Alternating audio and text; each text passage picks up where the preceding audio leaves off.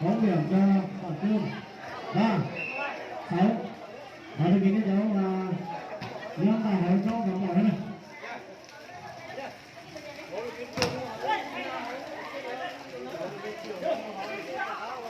Bóng ở bên kia, bóng điểm đang lý tưởng của Văn Dương có điểm rồi. Bóng điểm cho Yên Yên 7-3.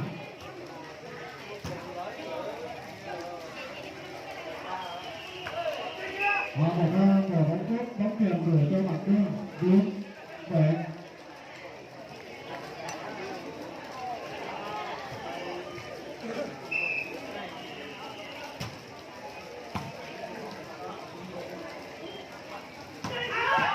Các cầu thủ của Quảng Trung đã tặng đến rồi. Và bóng điểm cho Hô Tư 8-4.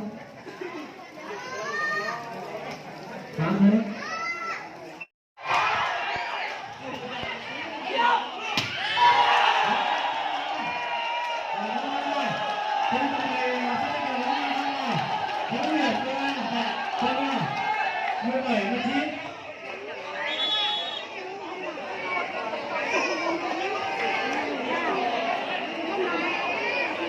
Không có phát bóng.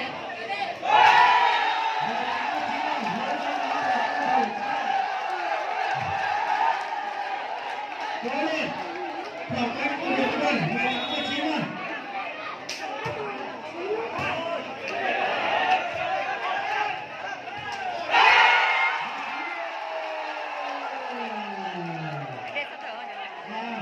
Và Văn đã vào hội ý quyết định để có điểm rồi.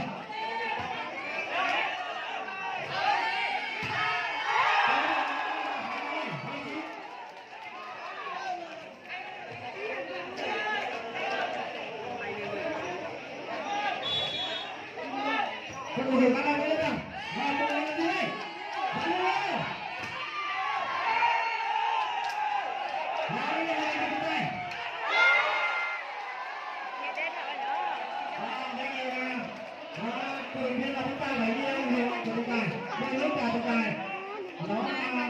Không nhìn thấy đâu là cái người của chúng ta của chúng ta.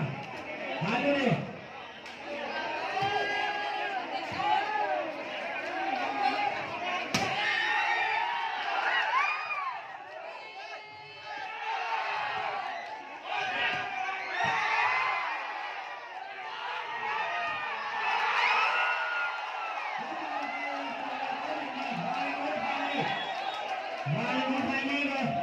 Các cầu thủ cố lên. Cố lên nào. 21-20 rồi. Cuối cùng thì cùng đã có điểm rồi.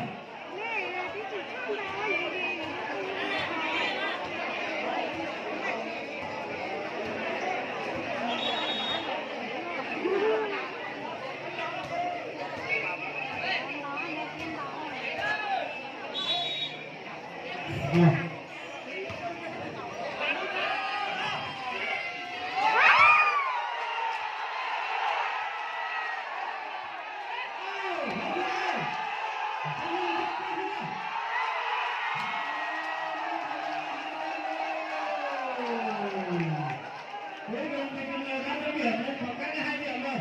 Các cầu thủ cán lại cơ. Thắng bại của cán lại rồi. Thôi nào, tiếp tay nào. Cuối cùng thì chủ công Văn Chùa đã có điểm 21-22.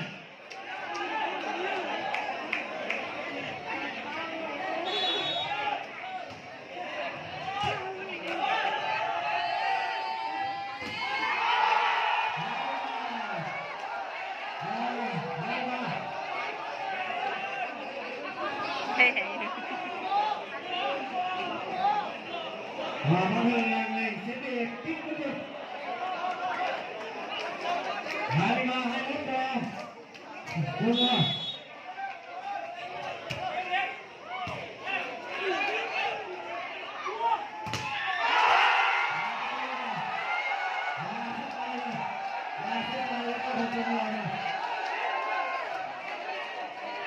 Và đánh từ chi nào 24-21. Và mình sẽ phải làm tiếp cuối đi.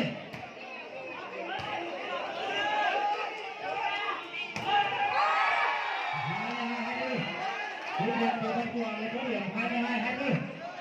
Một lần 2 set quay hơn các cầu thủ cùng người. chắc chắn là sẽ không để cái đường đá này gỡ ra.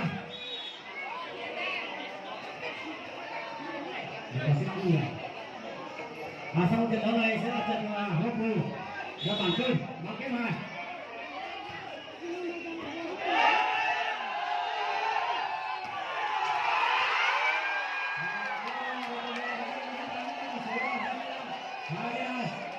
Và xin chúc mừng cả hai đội.